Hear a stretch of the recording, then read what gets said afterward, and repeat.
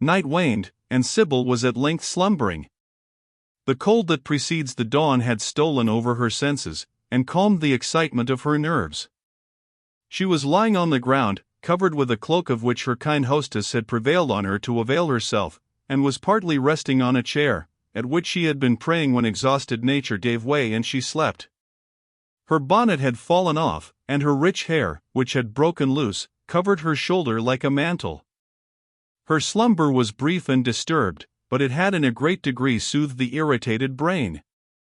She woke, however, in terror from a dream in which she had been dragged through a mob and carried before a tribunal. The coarse jeers, the brutal threats, still echoed in her ear, and when she looked around, she could not for some moments recall or recognize the scene. In one corner of the room, which was sufficiently spacious, was a bed occupied by the still sleeping wife of the inspector. There was a great deal of heavy furniture of dark mahogany, a bureau, several chests of drawers. Over the mantel was a piece of faded embroidery framed, that had been executed by the wife of the inspector when she was at school, and opposite to it, on the other side, were portraits of Dick Curtis and Dutch Sam, who had been the tutors of her husband, and now lived as heroes in his memory. Slowly came over Sybil the consciousness of the dreadful eve that was past. She remained for some time on her knees in silent prayer, then stepping lightly, she approached the window. It was barred. The room which she inhabited was a high story of the house. It looked down upon one of those half-tawdry, half-squalid streets that one finds in the vicinities of our theaters, some wretched courts, haunts of misery and crime, blended with gin palaces and slang taverns, burnished and brazen. Not a being was stirring. It was just that single hour of the 24 when crime ceases, debauchery is exhausted, and even desolation finds a shelter. It was dawn, but still gray. For the first time since she had been a prisoner, Sybil was alone. A prisoner, and in a few hours to be examined before a public tribunal. Her heart sank.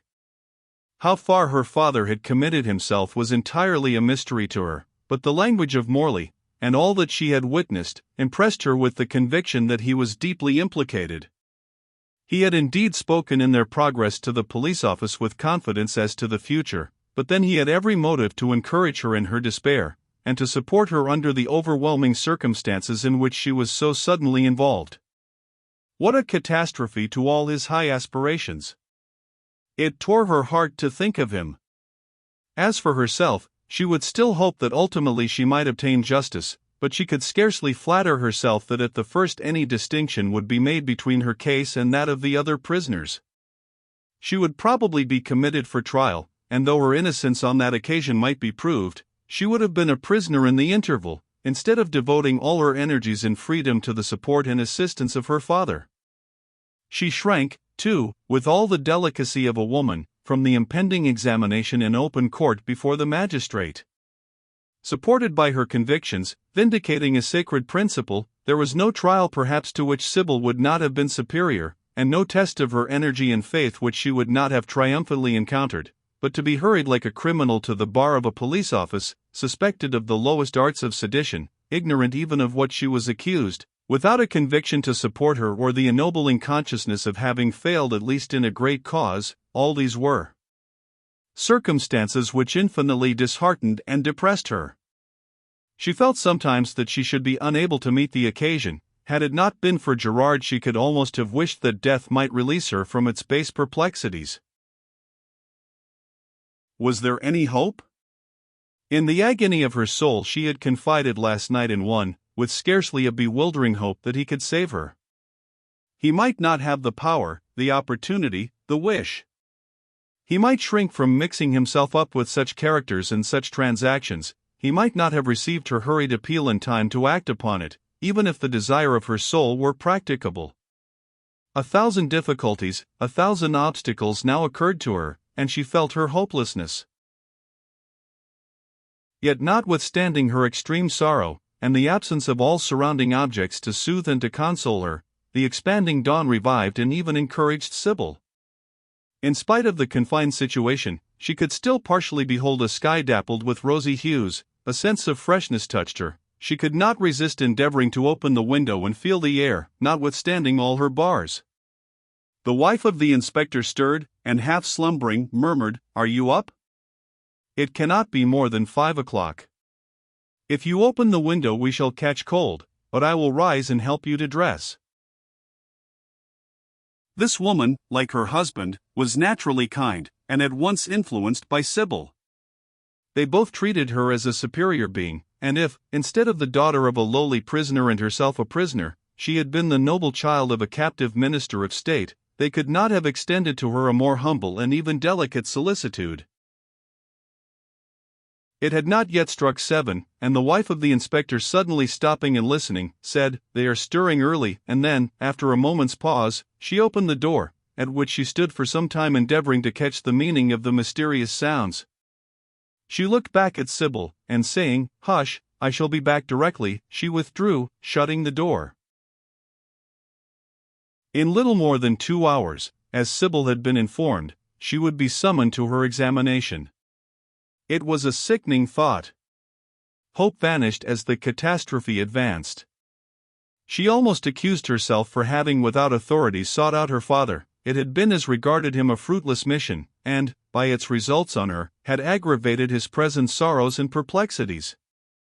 Her mind again recurred to him whose counsel had indirectly prompted her rash step, and to whose aid in her infinite hopelessness she had appealed. The woman who had all this time been only standing on the landing place without the door, now re-entered with a puzzled and curious air, saying, "I cannot make it out, someone has arrived." Someone has arrived. Simple yet agitating words. "Is it unusual," inquired Sybil in a trembling tone, "for persons to arrive at this hour?" "Yes," said the wife of the inspector. "They never bring them from the stations until the office opens." "I cannot make it out." "Hush," and at this moment someone tapped at the door.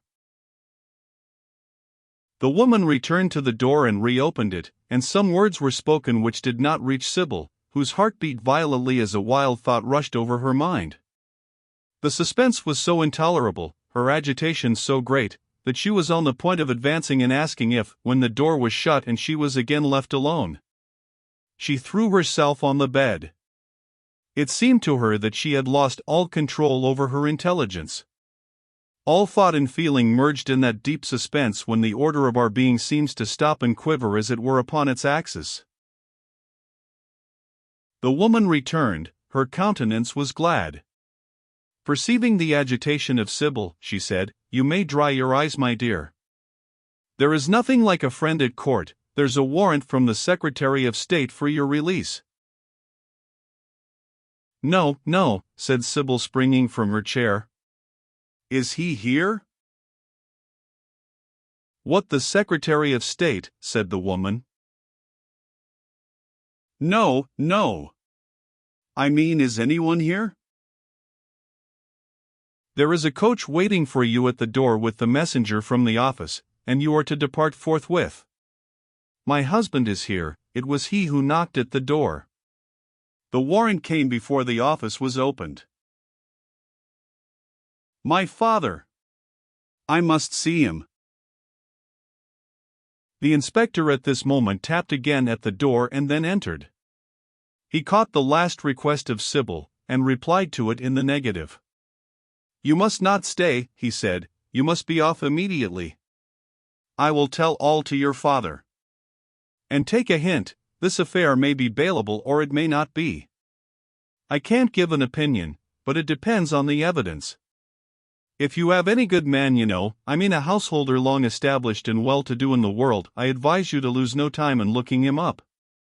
That will do your father much more good than saying goodbye and all that sort of thing." Bidding farewell to his kind wife, and leaving many weeping messages for her father, Sybil descended the stairs with the inspector. The office was not opened, a couple of policemen only were in the passage, and as she appeared one of them went forth to clear the way for Sybil to the coach that was waiting for her. A milkwoman or two, a stray chimney sweep, a pieman with his smoking apparatus, and several of those nameless nothings that always congregate and make the nucleus of a mob, probably our young friends who had been passing the night in Hyde Park, had already gathered round the office door. They were dispersed, and returned again and took up their position at a more respectful distance, abusing with many racy execrations that ancient body that from a traditionary habit they still called the new police. A man in a loose white greatcoat, his countenance concealed by a shawl which was wound round his neck and by his slouched hat, assisted Sybil into the coach, and pressed her hand at the same time with great tenderness. Then he mounted the box by the driver and ordered him to make the best of his way to Smith's Square. With a beating heart, Sybil leant back in the coach and clasped her hands. Her brain was too wild to think. The incidents of her life during the last 24 hours had been so strange and rapid that she seemed almost to resign any quality of intelligent control over her fortunes, and to deliver herself up to the shifting visions of the startling dream. His voice had sounded in her ear as his hand had touched hers. And on those tones her memory lingered, and that pressure had reached her heart. What tender devotion! What earnest fidelity! What brave and romantic faith! Had she breathed on some talisman, and called up some obedient genie to her aid, the spirit could not have been more loyal, nor the completion of her behest more ample and precise. She passed the towers of the Church of St. John, of the saint who would seem to guard over her in the exigency of her existence. She was approaching her threshold, the blood left her cheek, her heart palpitated. The coach stopped. Trembling and timid, she leant upon his arm and yet dared not look upon his face. They entered the house. They were in the room where 2 months before he had knelt to her in vain, which yesterday had been the scene of so many heart-rending passions. As in some delicious dream, when the enchanted fancy has traced for a time with coherent bliss the stream of bright adventures and sweet and touching phrase, there comes at last some wild gap in the flow of fascination, and by means which we cannot trace, and by an agency which we cannot pursue, we find ourselves in some enrapturing situation that is as it were the ecstasy of our life. So it happened now, that while in clear and precise order there seemed to flit over the soul of Sybil all that had passed, all that he had done, all that she felt, by some mystical process which memory could not recall, Sybil found herself pressed to the throbbing heart of Egremont, nor shrinking from the embrace which expressed the tenderness of his devoted love.